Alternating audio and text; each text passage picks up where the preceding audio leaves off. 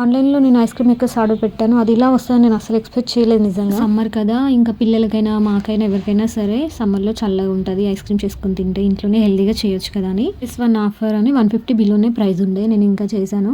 Pack of 2 అని అంటే అవి 12 రావాల్సినవి 9 వచ్చినాయి. సరే పోనీలే ఏం కాదని చెప్పి నేను ఐస్ క్రీమ్ అయితే చేద్దాం ఒకసారి అని చేశాను.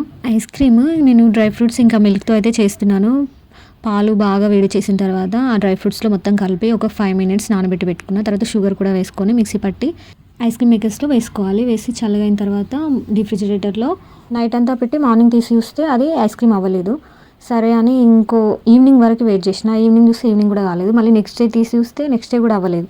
ఇంకా నేను ఒక దాంట్లో వాటర్, ఒక దాంట్లో నార్మల్ మిల్క్ కూడా వేసి పెట్టాను. అది నార్మల్ మిల్క్ కూడా అలానే ఉంది. ఒక వాటర్ ఏసింది మాత్రమే ఐస్ అయింది.